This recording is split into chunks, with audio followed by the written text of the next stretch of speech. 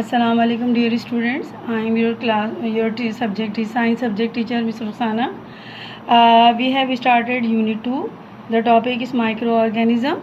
I have given the lecture before about the virus and bacteria and little introduction about the fungi. Fungi may be unicellular or multicellular. Yeast and mildews are the examples of unicellular organisms. Mushroom and molds are the examples of multicellular organism. Today we will learn about the useful fungi and harmful fungi. Fungi are useful to us in many ways. Foods and drinks. Yeast used to make bread. Yeast and little sugar are mixed with kneaded flour and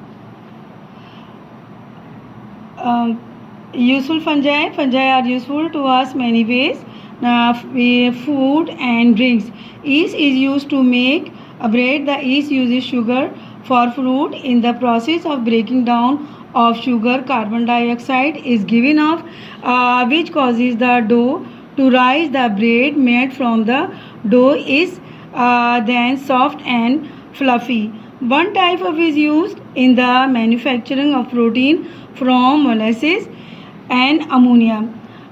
east आपको common use में होती है कि वो रोटी जो है तंदूरी रोटी आपने देखी फूली होगी, पिज़्ज़ा वगैरह में भी जो है और केक बनाने में हम जो है ईस्ट का इस्तेमाल करते हैं. ईस्ट जो है वो ये करती है कि वो कार्बन डाइऑक्साइड जो उसमें जो डालते हैं तो ईस्ट जो होती है एक तो शुगर को तोड़ देती है और कार्बन डाइऑक्साइड जिसकी वजह से होती है. कार्बन डाइऑक्साइड की वजह से वो जो है ब्रेड या डो जो होती है उसकी फूलने लगती है.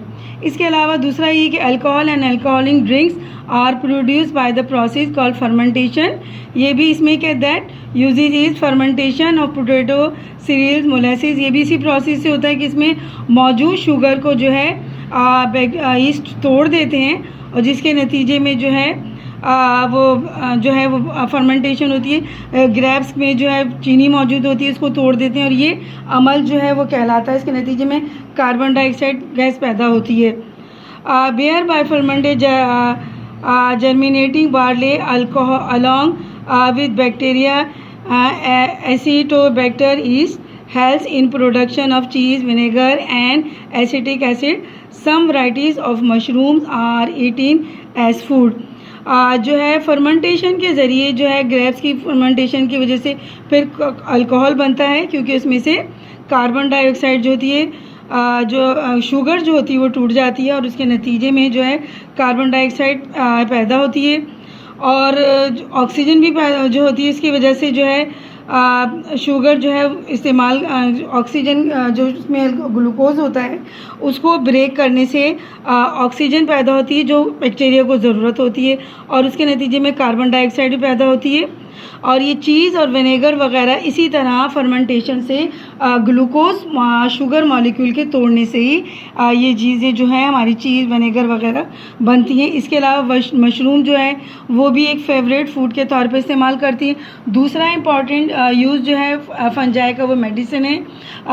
इसे जिस तरह मशहूर जो मेडिसिन जो एंटीबायोटिक्स बनती है वो है पेंसिलिन. जो है वो हम जिसे पेंसिलियम से जो है penicillin comes from a species of penicillium से बनती है. इसी तरह yeast is use in the preparation of vitamin B complex. तो इस दवा बनाने में भी और एंटीबायोटिक्स में काम आती है. इसके अलावा डिकम्पोजर्स ये जो है डिकम्पोज कर देते हैं यानी ब्रेक डाउन कर देते हैं. फंजाई डिकम्पोज और break down dead tissues of plants and animals and release important material. These materials can then be again by used by organism. Without decomposition the material dead organism would be used to other organism and would be lost forever. ये जो cycle चलता है कि अगर जिस तरह bacteria fungi जो हैं डेड प्लांट्स को उनको तोड़ देते हैं उनके नतीजे में जो उनके कंपाउंड्स होते हैं वो टूट जाते हैं और फिर वापस जिस तरह जो है प्रोटीन है उसमें नाइट्रोजन मौजूद होती है जो रिलीज़ होती है, जो वापस उसमें चली जाती है। अगर इसी तरह अगर यूज़ होती रहे तो इस तरीके से हमारे जो है जो ज़रूरत की जो एटमॉस्फेयर में नाइट्रोजन है वो फिर हमें नहीं मिलेगी। तो ये कुदरती निज़ाम है कि वो एक तरीके से हम इसे यूज़ करते हैं और दूसरी तरीके से फिर उनका वापस ब्रेक डाउन होता है और फिर ये वापस हवा में चले जाते हैं। इसके अलावा जहाँ ये फ़ायदेमंद होते हैं वहाँ ये नुकसानदेह भी होते हैं। Harmful fungi spoilage of food, growth of moulds can make food unfit, its consumptions yeast are also make fruit juices, tomato juices etc. unfit for consumptions, the fermentation। ये जो है जहाँ होते से फूड को स्पॉइल भी करती हैं ये ऑर्गेनिज़म। इसी तरह इनसे डिजीज़ भी पैदा होती हैं। Fungi the Puccinia Ustilago causes diseases in plants, fungi like microsporium causes diseases in human beings. Some fungi harm places that we use for food. Rust is a fungi diseases that affect the wheat plants. Can smut affects the corn plants. During 1845 to 1847 in Ireland, the potato crops were destroyed by potato blitz fungi, causing many peoples to starve। जो है जहाँ ये फ़ायदेमंद होते हैं वहीं नुकसानदेह होते हैं। प्लांट जिस तरह पोटैटो या कॉर्न्स वगैरह को नुकसान पहुँचाते हैं, इसी तरह ये स्किन डिजीज़ भी कॉज करते हैं, जिसे एथलेटिक फूड कहते हैं। Is a disease cause by a fungi that grow in your feet and make them etch. Ringworm is another skin disease cause by fungi. ये रिंगवॉर्म ऐसी है जिससे बालों का हिस्सा जो अगर होता है वो खाली कर देते हैं, उस जगह इसे रिंगवॉर्म कहते हैं। और दूसरा जो है एथलीट फूड जो है ये क्या करती, पैरों में भी जो है ख़ारिश वगैरह की इचिंग वगैरह पैदा कर देती। इसी तरह फंजाई से जो है जो स्किन की डिजीज़ होती है जिसे वो कहते हैं एलर्जी डिजीज़ कहते हैं। अब इसके बाद हम पढ़ेंगे प्रोटोजोआ। प्रोटोजोआ जो है यूनिसेलुलर ऑर्गेनिजम्स हैं। They can move place to place, they capture and food. Some protozoa live in fresh water, other are in soil. Some are parasites that live in the bodies of other organism including human being. Protozoa reproduce by binary fission, divide into two. Giardia and Parashim are protozoan. Giardia ये देखें examples हैं यहाँ पे जिनकी वजह से dysentery वगैरह मुख्तलिफ बीमारियाँ जो पैदा होती हैं। पैरामीशियम में एग्जाम्पल है ये है। तो अब ये हमारे लिए जो है जो नुकसानदेह भी हैं और यूज़फुल भी हैं। एमेबा इसके सिंपलेस्ट एग्जांपल है जो यूनिसेलुलर है। It is found in sea soil and pond. We can not see without the microscope. It looks like ये माइक्रोस्कोपिक होता है। It looks like a shapeless masses jelly. It moves by change it sharp ends and out falls food. ये जो है ये देखिए यहाँ पे ये सूडोपोडिया कहलाते हैं इसके, जिसके ज़रिए सूडोपोडिया के मतलब होता है फास्ट फूड होते हैं जो ज़रूरत के वक्त कम बनते और वो रहते हैं। द एमीबा आल्सो यूजेस अपने pseudopodia to get food. It surrounding food such as algae bacteria with the pseudopodia. ये मूव करने की भी काम आते हैं इसके फास्ट फूड, और फूड कैप्चर करने के लिए काम आते हैं, जैसे बैक्टीरिया वगैरह एल्गी को ये खाते हैं। The food is taken into form of food vacuoles, और फिर ये फूड वैक्यूल्स में जाते हैं जहाँ पर ये डाइजेस्ट हो जाती है। ये फूड वैक्यूल्स हैं इसके अलावा पैरामीशियम है। ये पैरामीशियम देखिए एग्जाम्पल है इसकी, स्लीपर लाइक होता है ये, completely with cover hair like thread, या इसके थ्रेड लाइक स्ट्रक्चर्स होते हैं जो सीलिया कहलाते हैं और जो से मूव करने में मदद देते हैं। इसके अलावा जो है यूज़फुल प्रोटोजोआ जो है, some species of protozoa are live in the digestive system of animals and help them to digest cellulose in the food. Protozoa form an important link in the aquatic food chain. They feed on algae and are in turn eaten by other animals. ये algae को ही खाते हैं, इन्हें वो दूसरे animals खाते हैं. Harmful bacteria जो हैं उसमें एक एग्जाम जो है Now harmful protozoa. Some types of protozoa are parasites.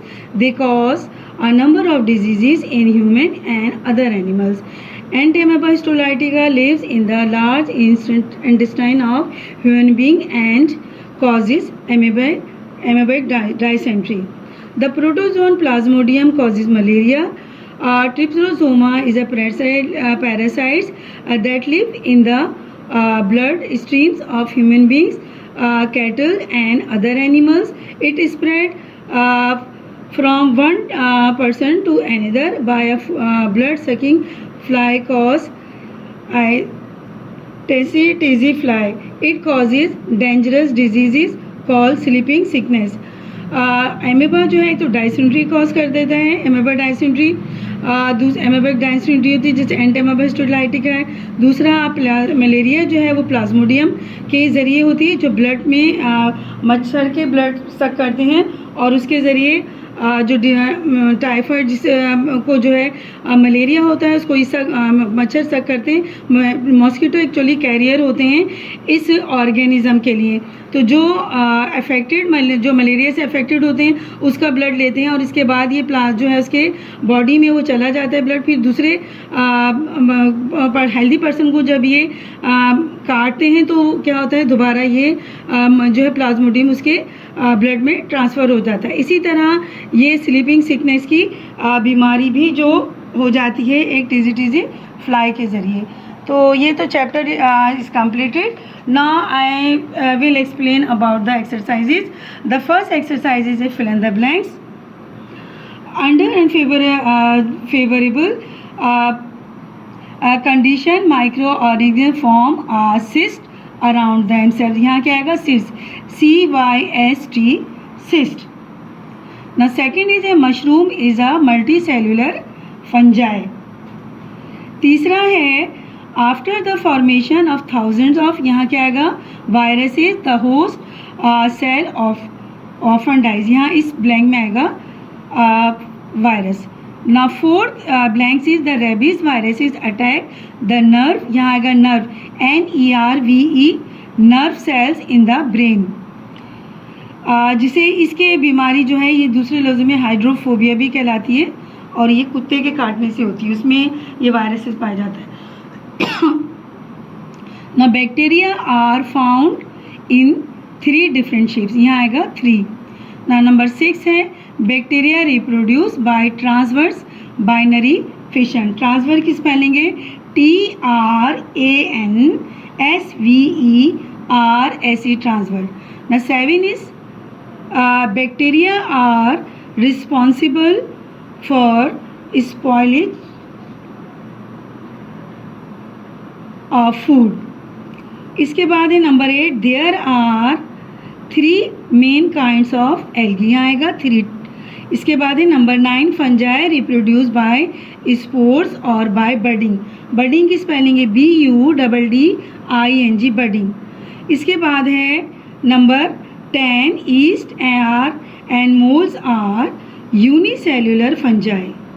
को बताया था ना कि yeast and mold fungi जो unicellular भी होते हैं मल्टी सेल्यूलर भी, तो yeast and mold जो है वो unicellular fungi हैं. इसके बाद है यहाँ true and false. A virus can reproduce on its own. तो ये false है क्योंकि वायरस उस वक्त तक रिप्रोड्यूस नहीं होते जब तक कि किसी दूसरे लिविंग ऑर्गेनिज्म में पेनिट्रेट ना करें. नंबर 2 है some bacteria can make their own food. ये ट्रू है क्योंकि कुछ बैक्टीरिया जो हैं वो अपनी ग़िज़ा खुद बना सकते हैं, यानी ऑटोट्रॉफिक होते हैं. Number 3, all algae are not micro organism. ये ठीक है इसलिए कि एल्गी जो है माइक्रो ऑर्गेनिज्म नहीं होते, कुछ मल्टी सेलुलर होते हैं जिन्हें हम देख सकते हैं. माइक्रो ऑर्गेनिजम्स का मतलब ये कि हम उन्हें सिर्फ माइक्रोस्कोप से देखते हैं, यूनिसेल्युलर होते हैं. Red algae do not possess chlorophyll. ये फॉल्स है इसलिए कि उसमें क्लोरोफिल मौजूद होता है। नंबर 5 है ऑल फंजाई आर पैरासाइट्स, ये भी रॉन्ग है, फॉल्स है, इसलिए कि फंजाई जो हैं सेप्रोफाइटिक्स भी होते हैं। और एक्सरसाइज डी है गिव वन वर्ड आंसर। पहला नंबर 1 है what is the study of microorganism known as, जो स्टडी ऑफ माइक्रोऑर्गेनिज्म कहलाती है माइक्रोबायोलॉजी। नंबर 2 है what is virus that attack bacteria called, जो बैक्टीरिया पर अटैक करते हैं वो कहलाते हैं बैक्टीरियोफेज। उसकी स्पेलिंग है BACTERIO बैक्टीरियो, PHAGE बैक्टीरियोफेज। इसके बाद है नंबर 4 इज़ ईट्स बैक्टीरियम और फंगस, ईज जो है वो फंगस है। Number 5 name the class of medicine usually made from fungi और bacteria that can cure dangerous disease, तो उसका जो हो जाएगा जो है वो एंटीबायोटिक्स जो हैं वो हैं एंटीबायोटिक्स।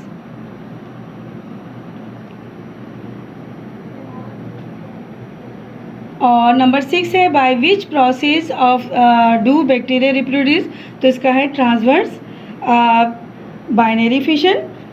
और इसके बाद है number 7 what is spherical bacteria, spherical bacteria जो है वो कॉक्साई कहलाते हैं, जो रॉड शेप होते हैं उनको बैसिलस कहते हैं और वो बैक्स कहलाते हैं। इसके बाद है is the decomposition of bacteria in dead plants of animal of microorganism desirable और अनडिज़ायरेबल होती है, इसलिए कि उनको ज़रूरत होती है।